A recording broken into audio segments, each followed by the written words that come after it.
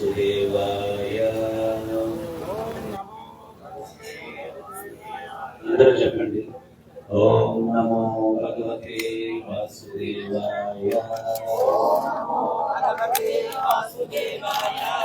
ఓం నమో భగవతే వాసుదేవాయ. ఓం అజ్ఞానతిమిరంతస్య జ్ఞానాంజనశలాకయా చక్షురున్మిలితం యేన తస్మై శ్రీగురవే నమః.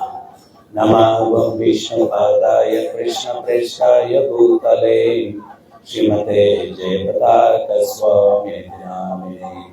నమో విష్ణుపాదాయ కృష్ణప్రేష్ఠాయ భూతలే శ్రీమతే భక్తివేదాంత స్వామి నామినే. నమస్తే సారస్వతి దేవం గౌరవాణి ప్రచారిణే నిర్విశేష శూన్యవాది పాశ్చాత్యదేశధారిణే. జయ శ్రీ కృష్ణ చైతన్య ప్రభు నిత్యానంద శ్రీ అద్వైత గదాధర శ్రీవాసరి గౌర భక్త బృంద. హరే కృష్ణ కృష్ణ కృష్ణ హరే హరే, హరే రామ రామ రామ హరే హరే. హరే కృష్ణ. ఈరోజు ఈ రామాలయం దగ్గర ఈ గరుడ వాహన సేవ స్వామి వారికి ఏర్పాటు చేయడం చాలా అద్భుతమైన ఆనందకరమైనటువంటి విషయం. మన సంస్కృతి సాంప్రదాయాలు రోజు రోజుకి మర్చిపోతున్నటువంటి తరుణంలో ఈ యొక్క కార్యక్రమాలు ఏర్పాటు చేయడం అన్నటువంటిది మనం ప్రశంసించాలా. ఎందువల్ల అంటే ఇప్పుడు కలి యొక్క ప్రభావం వల్ల ఆధ్యాత్మిక కార్యక్రమాలు అంటే ప్రవాహానికి ఎదురీతలాగా ఉందన్నమాట. ప్రవాహం అంతా ఎట్లా ఉంది అంటే భౌతిక విషయాల పట్ల ఆసక్తి ఎక్కువగా ఉన్నారు జనాలు. అటువంటి తరుణంలో ఇటువంటి కార్యక్రమాలు ఏర్పాటు చేయడం అన్నటువంటిది కొంచెం శ్రమతో కూడినటువంటి పనే. అంత సులభంగా అదే ఇక్కడ ఏదన్నా సినిమా ప్రోగ్రాం అంటే చాలా గొప్పగా ఉండేది వాతావరణం. సో భగవంతుడు అనేసరికి అందుకనే నేను అప్పుడప్పుడు చెబుతుంటాను, వర్షం పడితే సినిమాకి వెళ్ళేవాడు ఆగడు, హోటల్కి వెళ్ళేవాడు ఆగడు, బార్ అండ్ రెస్టారెంట్కి వెళ్ళేవాడు ఆగడు, గుడికి వెళ్ళేవాడు మాత్రం ఆగిపోతాడు. ఏమయ్యా గుడికి రాలేదంటే వర్షం పడింది కదండి అంటాడు. అటువంటి పరిస్థితి అన్నమాట. కానీ దేవాలయం అన్నటువంటిది జ్ఞానానికి కూడలు. అందరూ గుడికి వెళ్తే రెండుసేపు కూర్చోవాలంటారు. ఎవరికి అవగాహన లేదు ఎందుకు కూర్చోవాలో. ఎందుకు కూర్చోవాలంటే భగవంతుడిని దర్శించిన తర్వాత అక్కడ ఉన్నటువంటి స్వాములు అర్చకులు భగవంతుని గురించి హరికథ ఏదన్నా భాగవత కథ చెప్తూ ఉంటే అది వినడానికి కూర్చునేవాళ్ళు. రాను రాను చెప్పేవాళ్ళు లేరు, వినేవాళ్ళు లేరు. అదొక సెంటిమెంట్ అయిపోయింది. అక్క గుడికి వెళ్తే కూర్చోవాలంటక్క అని చెప్పి అట్లా వంగి లేచి వెళ్ళిపోతూ ఉంటారు. ఒకవేళ కూర్చున్నా కానీ రామేశ్వరం పోయినా శనేశ్వరం పోయినట్టు మాట్లాడేది ఏంటి అంటే ప్రాపంచిక విషయాలు, భగవంతుని గురించి కాదు. కానీ మన సంస్కృతి ఎంత గొప్పది అంటే ఇది పాటిస్తే మానవాళి సుఖశాంతులుగా జీవించేదానికి అవకాశం ఉన్నటువంటి ఒకే ఒక సంస్కృతి సనాతన సంస్కృతి అన్నమాట. ఈరోజు మనిషి పాదచారుల నుంచి అంతరిక్షం దాకా టెక్నాలజీ పెరిగిపోయింది. కానీ మనుషుల్లో మానవతా విలువలు, ఆధ్యాత్మిక విలువలు దిగజారిపోయాయి. దానివల్ల ఎవడు శాంతిగా లేడు.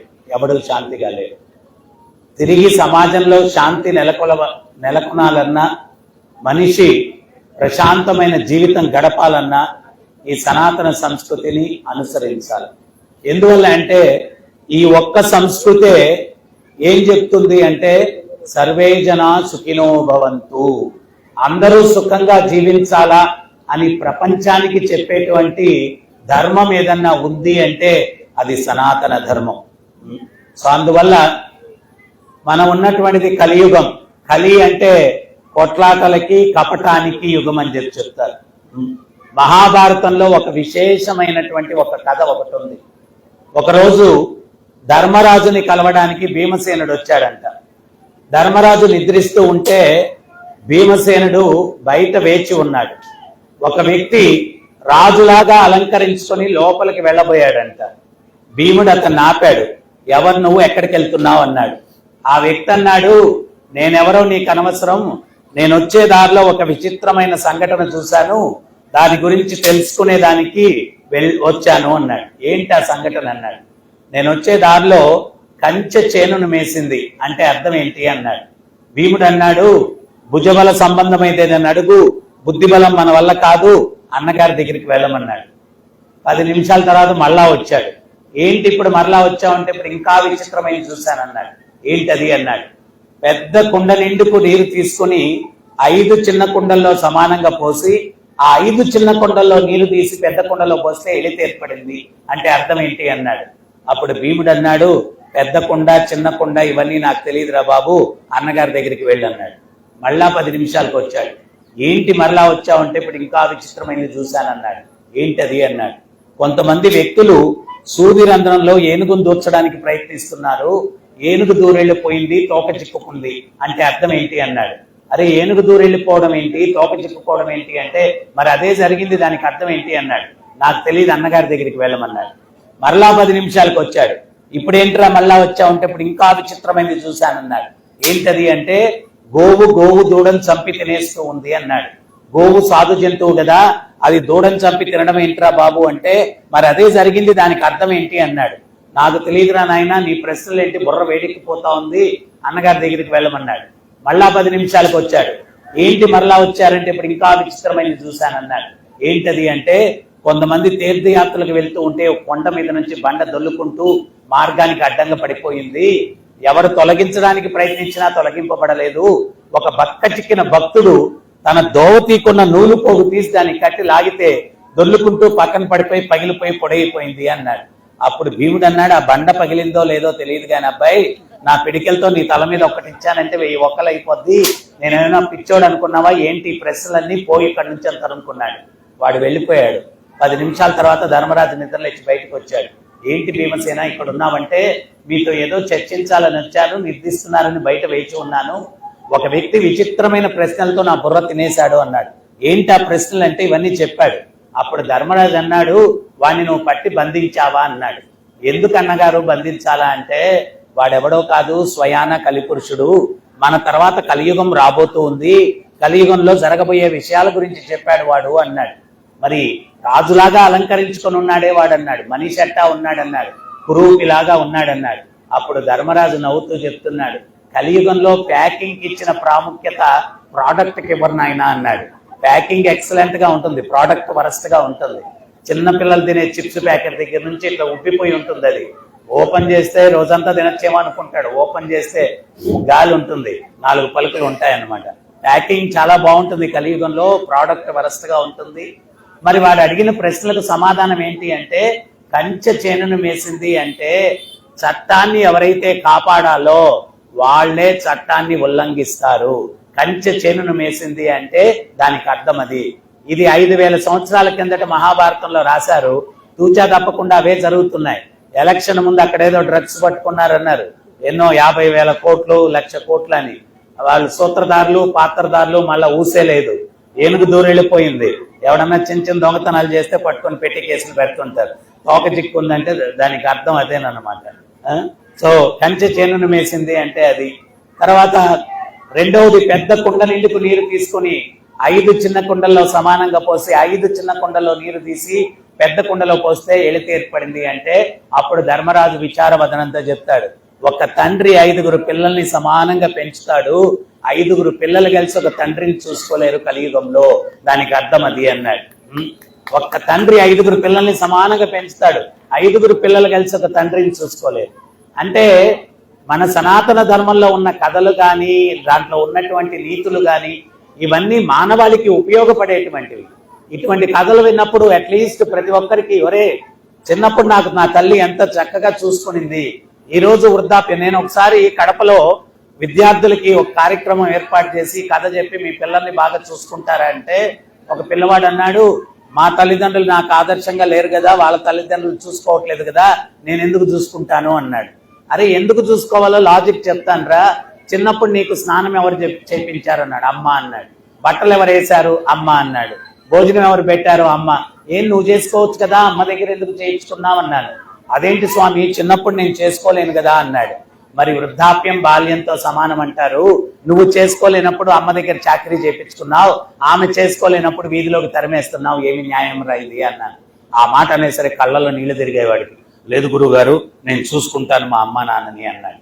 ఈరోజు మన విద్యలో సంస్కారం లేనటువంటి విద్య బోధిస్తున్నారు. భగవంతుడు గీతలో ఒక విషయం చెప్పారు. విద్యా వినయ సంపన్నే బ్రాహ్మణే గవిహస్తిని సునీచైవ స్వపాకేచ పండిత సమదర్శన. యథార్థ జ్ఞానం, యథార్థ విద్య అంటే వినమ్రత, సమదృష్టి ఇవన్నీ తీసుకురావాలా. అటువంటి సమదృష్టిని తీసుకురానటువంటి, ప్రేమ అనురాగాలు తీసుకురానటువంటి విద్య అవిద్య, అది విద్య కాదు. ఈరోజు మనం చదివేటువంటి విద్య ద్వారా వ్యక్తుల్లో ప్రేమతత్వం లేదు. ఈ యొక్క ఫ్యాన్ లో యజమాని చేయబెట్టినా పనోడు చేయబెట్టినా కట్ చేస్తుంది అది, దానికి అవన్నీ తెలియదు. అట్లాగే మనుషులు యాంత్రికంగా తయారయ్యారు. ప్రేమ, అనురాగం, ఆప్యాయత ఇది ప్రతి ఒక్కరి జీవితాల్లో కలిగేది. మతానికి సంబంధం లేదు. ప్రతి ఇంట్లో వాడికి ఏ మతానికి చెందినా, ఏ కులానికి చెందినా ఈ సమస్యలన్నీ ఉన్నాయి. అదే మన సనాతన సంస్కృతిని అనుసరిస్తే ఈ సమస్యల నుంచి పరిష్కారం వస్తుందన్నమాట. ఒక తండ్రి 5గురు పిల్లల్ని సమానంగా చూస్తాడు, 5గురు పిల్లలు కలిసి ఒక తండ్రిని చూసుకోలేరన్నమాట. మాట్లాడద్దమ్మా ఇక్కడ. ఎప్పుడో సంవత్సరానికి ఒక అవకాశం ఇట్లా చర్చించడానికి, దాంట్లో కూడా మనం. సో మూడవది, సూది రంధ్రంలో ఏనుగును దూర్చడానికి ప్రయత్నిస్తే ఏనుగు దూరం వెళ్ళిపోయింది, తోక చిక్కుకుంది.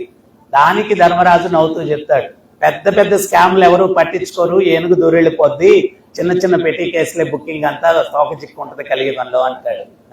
ఏనుగు దూరం వెళ్ళిపోయింది, తోక చిక్కుంది అంటే. 4వది, గోవు దూడని చంపి తినేసింది అంటే అప్పుడు ఆయన విచారవదనంతా చెప్తాడు. జంతువు కూడా తన బిడ్డ అంటే చాలా ప్రియం. ఎక్కడన్నా కుక్క పిల్లల్ని పెడుతుంది, ఎవరిని రానీదు. పిల్లి పిల్లల్ని పెడుతుంది, ఎవరిని రానీదు. కానీ కలియుగంలో తల్లే తన బిడ్డను అబార్షన్ రూపంలో చంపుతుంది, చంపడమే కాకుండా తింటుంది అంటాడు. ఈ రోజు అమెరికా, తాయివాన్లలో విలువైన రుచికరమైన వంటకం ఏంటి అంటే ఈ అబార్షన్ రూపంలో తీసిన పిండాన్ని ప్యాకింగ్ చేసి అమ్ముతున్నారు, దాన్ని తింటున్నారు. అంత నీచానికి మనిషి దిగజారిపోయాడు. ఈ రోజు ఈ పుణ్యభూమిలో పుట్టి సంస్కృతి యొక్క విలువ తెలియక చాణక్యుడు చెప్తాడు, దేశం యొక్క సౌభాగ్యం అంతస్తుల మేడలు కాదు, కరెన్సీ కాదు, లేకపోతే టెక్నాలజీ కాదు, సంస్కృతి అంటాడు చాణక్యుడు. ఈ రోజు ఇంత గొప్ప సంస్కృతి పుట్టినటువంటి పుణ్యభూమిలో మనం పుట్టి అమెరికా లాగా ఎప్పుడయ్యా మన దేశం అయ్యేది అని చెప్పి కలలు కంటున్నాం. ఏనానా పిండాలు అమ్మితే గానీ నీ దేశం గొప్పదనుకోవా? సంస్కృతి ఇది చాలా గొప్ప సంస్కృతి, ప్రపంచానికే ఆదర్శవంతమైన సంస్కృతి ఇది అనమాట. సో వీటన్నిటికీ కారణం ఏంటి అంటే మన సంస్కృతి చెప్తుంది, వివాహం అయ్యేంత వరకు స్త్రీ పురుషులు డిస్టెన్స్ మెయింటైన్ చేయాలా. అక్కడ ఏంటి అంటే సోషలిజం అని చెప్పి కలిసి మెలిసి తిరగడం. 12-13 సంవత్సరాల బాలికలు గర్భిణులు అవుతున్నారు అమెరికాలో. తండ్రి ఎవడో తెలియదు, ఏం చేయాలో అర్థం కాదు. ఇటువంటి సమస్యలన్నీ ఉన్నాయి అక్కడ. ఇంత గొప్ప సంస్కృతిలో పుట్టి దీని విలువ తెలియక మనం అల్లాడుతూ ఉన్నాం. సో గోవు దూడను చంపి తింటుంది అంటే తల్లే తన బిడ్డను చంపి తింటుంది అంటాడు ధర్మరాజు. చివరిగా తీర్థయాత్రలకు వెళ్తూ ఉంటే కొండ మీద నుంచి బండ తొలుకుంటూ మార్గానికి అడ్డంగా పడిపోయింది. ఎవరు తొలగించడానికి ప్రయత్నించినా తొలగింపబడలేదు. అంటే ధర్మరాజు చెప్తాడు, చెడు పనులకి చాలా ప్రోత్సాహం ఉంటుంది కలియుగంలో, మంచి పనులు చేయాలంటే అన్ని ఆటంకాలే ఉంటాయి. ఆ రాముల వారు ఒక గొప్ప సందేశం ఇచ్చారు రామాయణంలో. రావణాసురుడు మరణించడానికి సిద్ధంగా ఉన్నాడంట. అప్పుడు లక్ష్మణ స్వామికి చెప్పాడు, ఏమని అంటే వాడు ఎంత దుర్మార్గుడైనా గొప్ప జ్ఞాని, జ్ఞాన సారం ఏదన్నా ఉందేమో అడిగి తెలుసుకో, మనం ఉపయోగించుకొని ప్రపంచానికి ఇస్తామన్నాడు. రాముల వారు ఆ రకంగా చెప్తే లక్ష్మణ స్వామికి ఇష్టపడలేదు. ఆ దుర్మార్గుడి దగ్గరికి వెళ్ళి జ్ఞాన సారం ఏంటి అడిగేదని. మరి అన్నగారు చెప్పారు కదా అని వెళ్ళాడు. రావణాసురుడు తల పక్కన కూర్చొని, ఓరి నీచుడా, దుర్మార్గుడా, దుష్టుడా, నికృష్టుడా, నువ్వు అయినప్పటికీ నువ్వు కొత్త జ్ఞానివి, జ్ఞాన సారం ఏదన్నా ఉంటే ఇవ్వన్నాడు. అట్లా అడిగితే ఎవరన్నా ఇస్తారండి? ఆడు తల తిప్పుకున్నాడు, ఏం మాట్లాడలేదు. వచ్చేసి రాముల వారి దగ్గరికి లక్ష్మణ స్వామి అన్నారు, వాడిని జ్ఞాన సారం అడిగితే ఇవ్వలేదయ్యా అన్నగారు, వాడి అహంకారం ఇంకా చావలేదు అన్నాడు. ఎట్లా అడిగావు నాయనా అన్నాడు రాముల వారు. ఇట్లా అడిగానంటే జ్ఞానం అడిగే పద్ధతి అది కాదు నాయన. ఎవరి నుంచన్నా జ్ఞానం మనం పొందాలంటే వాడు గురువు, మనం శిష్యులము. నేను నీకు నేర్పిస్తానని కోదండం పక్కన పెట్టి శ్రీరామచంద్రుల వారు వెళ్ళి రావణాసురుడి పాదాల దగ్గర కూర్చొని 2 చేతులు జోడించి దానవేంద్ర అంటూ సంబోధించాడంట. నీకు నాకు వైరమేమీ లేదు, నా భార్యను అపహరించడం వల్ల యుద్ధం చేయాల్సి వచ్చింది. అయినా గొప్ప తపస్వివి, గొప్ప జ్ఞానివి, జ్ఞాన సారం ఏదన్నా ఉంటే నాకు ఇవ్వవయ్యా, నేను వినియోగించుకొని ప్రపంచానికి ఇస్తానన్నాడంట.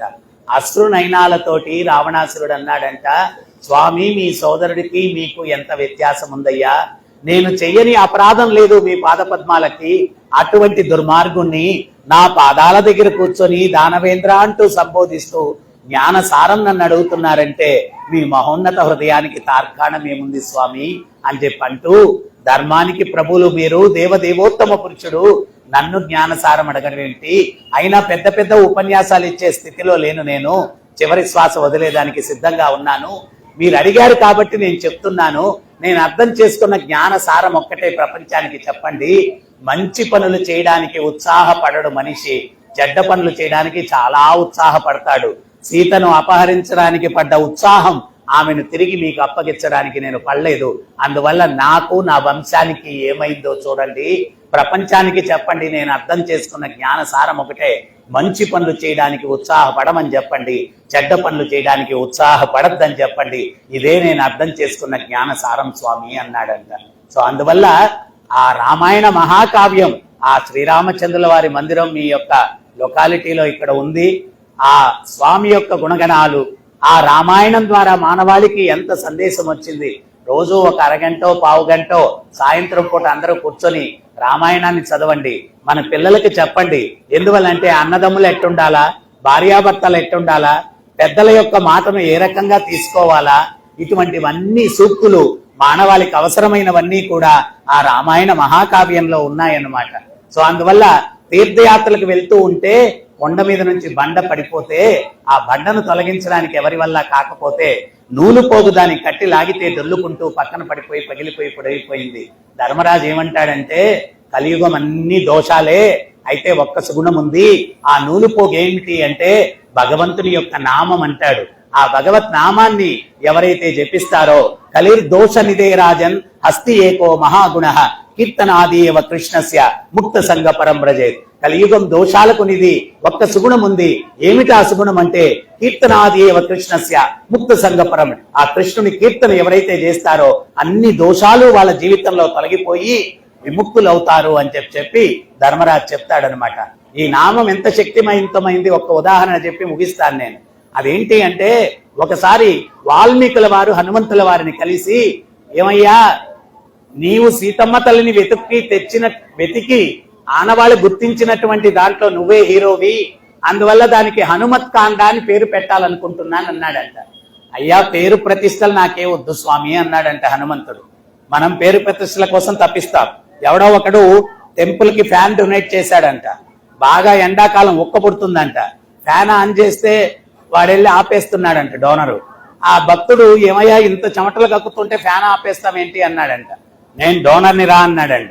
మరి డోనర్ అయితే ఏమయ్యా తిరగనీయచ్చు కదా అంటే, ఒరే మూర్ఖుడా, 4 రెక్కల మీద ఇంట్లో 4 పేర్లు రాశాను, తిరిగితే అది ఎవరికి కనపడుతురా, అందుకని ఆపేస్తున్నాను అన్నాడట. సో పేరు ప్రతిష్టలకు మనం అట్లా పడి చస్తామన్నమాట. కానీ హనుమంతుల వారు అన్నారు, హనుమత్ కాండ ఇవేమొద్దయ్యా, నా పేరు ఏమొద్దన్నారు. అప్పుడు వాల్మీకుల వారు అన్నారంట, సుందరకాండ అని పెట్టుకోమంటావా స్వామి అన్నాడంట. ధారాళంగా పెట్టుకోండి అయ్యా అన్నాడంట. ఇంటికి వచ్చాడంట హనుమంతుల వారు. అంజనాదేవి హనుమంతుల వారిని చూసి, ఏ సుందరా సుందరా సుందరా అనిందంట. అమ్మ ఎవరినబ్బా పిలుస్తూ ఉంది అని చెప్పి అటు ఇటు చూస్తున్నాడంట. అమ్మ ఎవరిని పిలుస్తున్నావు నువ్వు అన్నాడంట హనుమంతుడు అంజనాదేవిని. ఇంకెవరిని నాన్న, నిన్నే పుట్టినప్పుడు ఎంత సుందరంగా ఉన్నావంటే నీకు మొట్టమొదటి పేరు పెట్టింది సుందరా అని పేరు పెట్టామయ్యా అనిందంట. మరి నాకే ఆ విషయం తెలియదమ్మా, వాల్మీకుల వారికి ఎట్ట తెలుసు అంటే, అప్పుడు అంజనాదేవి చెప్తుందంట, నామ ఫలం, శ్రీరామనామ ఫలం వల్ల నీ ఒక్కడి పుట్టు పూర్వోత్తరాలే కాదు, రామాయణ మహాకావ్యంలో ఉన్నటువంటి ప్రతి ఒక్క క్యారెక్టర్ యొక్క పుట్టు పూర్వోత్తరాలు వాల్మీకుల వారికి తెలుసు నాయన. రామాయణం జరిగిన తర్వాత రాయలేదు ఆయన, జరక్క ముందే రాశారు. అంత గొప్ప శక్తి ఆయన పొందాడంటే రామనామ జపం వల్ల అని చెప్పారంట. సో అందువల్ల మీరందరూ కూడా భగవత్ నామాన్ని ప్రచారం చేయండి, భగవత్ నామాన్ని జపించండి, ఈ యొక్క సనాతన ధర్మానికి కట్టుబడండి. మన పిల్లల యొక్క భవిష్యత్తు, ఈ యొక్క సమాజం యొక్క భవిష్యత్తు బాగుండాలా అంటే ఈ సనాతన ధర్మం జీవించి ఉండాలా. ఈ సనాతన ధర్మం జీవించి ఉండాలా అంటే అదేదో చెట్టు కాదు నీళ్లు పోయడానికి, మనం పాటించినప్పుడు అది జీవిస్తుంది. మనందరం దీన్ని పాటించాలా, మన పిల్లలకి, మన భవిష్యత్ తరాల వారికి కూడా దీంట్లో ఉన్న గొప్పతనం తెలియపరచాలా. మా తల్లిదండ్రులు వాళ్ళ తల్లిదండ్రులను చాలా బాగా చూసుకున్నారు. కారణం ఏంటి అంటే వాళ్ళ తల్లిదండ్రులు వాళ్ళకి రామాయణం చెప్పారు, వాళ్ళ తల్లిదండ్రులు భాగవతం చెప్పారు. అందువల్ల వాళ్ళు ప్రేమ అనురాగాలతో వాళ్ళు జీవించారనమాట. సో సమాజంలో ప్రేమతత్వం ఉండాలా అంటే కృష్ణతత్వం, రామతత్వం ఉన్నప్పుడే సమాజంలో ప్రేమతత్వం ఉంటుంది. ప్రేమకు ఒక చిన్న ఉదాహరణ చెప్తాను. ఒక ఇంటి ముందు 3 వ్యక్తులు కూర్చొని ఉన్నారంట. ఆ ఇల్లాలు బయటకెళ్ళి అయ్యా మీరెవరు అని అడిగిందంట. ఒక ఆయన చెప్పాడు నేను ప్రేమ స్వరూపం, ఇంకొక ఆయన చెప్పాడు నేను సంపద స్వరూపం, ఇంకొక ఆయన చెప్పాడు నేను విజయ స్వరూపం. మీరు భోంచేసినట్లేరు, ఇంట్లోకి వస్తే భోజనం పెడతాననిందంట ఆ ఇల్లాలు. అమ్మా యజమాని లేడు కదా, వచ్చిన తర్వాత పిల్లవే అన్నారంట. సరేనని యజమాని వచ్చిన తర్వాత భోజనం పెట్టి, ఏమండి మన ఇంటి ముందు 3 స్వరూపాలు కూర్చొని ఉన్నారు, ఒకరు ప్రేమ స్వరూపం, ఒకరు సంపద స్వరూపం, ఒకరు విజయ స్వరూపం, ఎవరిని పిలుద్దాం ఇంట్లోకి అంటే ఆయన మనలాంటి వాడే యజమాని. ఏమే సంపదను పిలవే సంపద స్వరూపాన్ని అన్నాడు. ఆమెనింది సంపదుండి విజయం లేకపోతే ఎట్టండి అనింది. వాళ్ళకు ఒక కుమార్తె ఉందంట. ఆ కుమార్తె చెప్పింది సంపద విజయం ఉండి ప్రేమ లేకపోతే జీవితాలు నిరర్ధకం, ప్రేమ స్వరూపాన్ని పిలవండి అంటే అప్పుడు ఈమె వెళ్లి ప్రేమ స్వరూపమా రా ఇంట్లోకి అని పిలిస్తే ఆ ప్రేమ స్వరూపం లేచి ఇంట్లోకి వస్తూ ఉంటే సంపద స్వరూపం, విజయ స్వరూపం కూడా లేచి లోపలికి వస్తున్నారంట.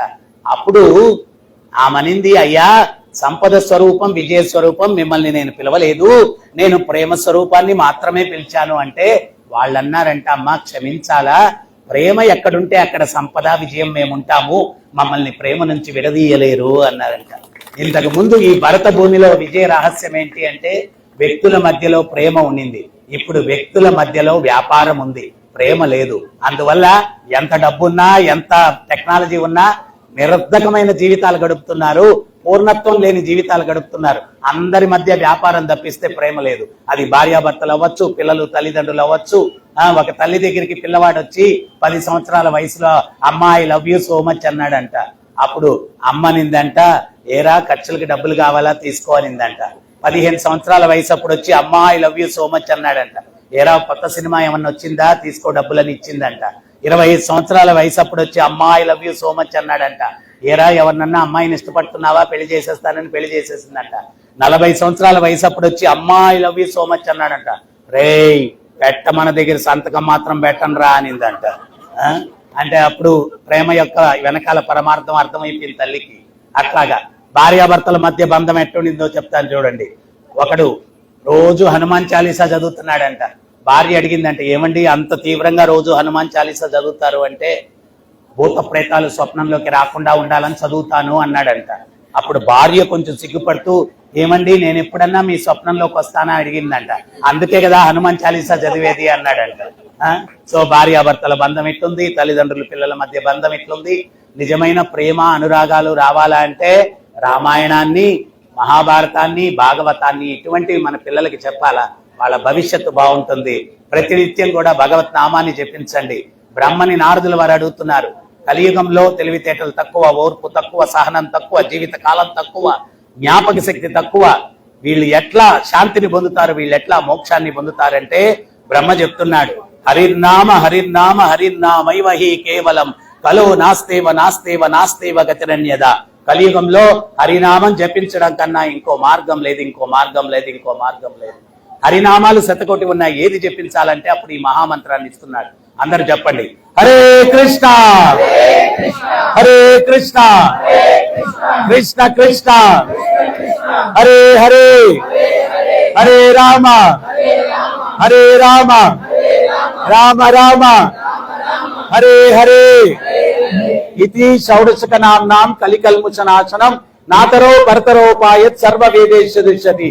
ఈ 16 పదాలైన భగవంతుని ఎవరైతే జపిస్తారో కలి కల్ముష నాశనం, కలికాలం నుండి కల్ముషాలని నాశనం అవుతాయి. నాతరో పరతరో ఉపాయ సర్వ వేదేక్షతి, వేదాలు మొదటి నుంచి చివరి దాకా తిరగవేసిన ఇంతకు మించిన తరుణోపాయం లేదంట. అందువల్ల మీరు నామాన్ని జపించండి, ఇతరులకు చెప్పండి. ఒకసారి రోజు ఉపన్యాసం ఇచ్చే వ్యక్తి, ఒక బస్సు డ్రైవరు ఒకే రోజు మరణించారంట. యమధర్మరాజు వచ్చి ఉపన్యాసం ఇచ్చే వ్యక్తి నరకానికి వెళ్తాడు, బస్సు డ్రైవర్ వైకుంఠానికి వెళ్తాడు అన్నాడంట.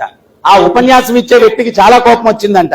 నేను రోజు ఉపన్యాసం ఇస్తాను, నేనేంటి నరకానికి వెళ్ళడం, వీడు ఆఫ్టర్ ఆల్ బస్ డ్రైవరు, వీడు వైకుంఠానికి వెళ్ళడం ఏంటి అన్నాడంట. అప్పుడు యమధర్మరాజు అన్నాడు, రోజు ఉపన్యాసం ఇచ్చేవాడివి, భగవంతుని గురించి ఒక మొక్క కూడా చెప్పేవాడివి కాదు, నేను ఇంద్రుని చంద్రుని నీ గొప్పలు చెప్పుకునేవాడివి. కానీ ఆ బస్సు డ్రైవర్ చాలా ర్యాష్ గా డ్రైవింగ్ చేసేవాడు, టర్నింగ్ లో కూడా స్పీడ్ తగ్గేవాడు కాదు, జుమ్మని తిప్పేసేవాడు. ప్రయాణికులందరూ భయంతో కృష్ణారామ గోవింద అనుకునేవాళ్ళు. కొన్ని వేల మంది ప్రయాణికుల చేత భగవత్ నామం చేపించాడు వాడు, అందువల్ల వాడు వైకుంఠానికి వెళ్తాడు అని చెప్పాడంట. అందువల్ల మీరెంత నామం చేస్తారో, ఇతరుల చేత ఆ హరినామాన్ని చేపిస్తారో, దాన్ని బట్టి మీ ఆధ్యాత్మిక ఉన్నతి. ఇంకొకసారి నామం చెప్పండి, హరే కృష్ణ హరే కృష్ణ కృష్ణ కృష్ణ హరే హరే హరే రామ హరే రామ రామ రామ హరే హరే.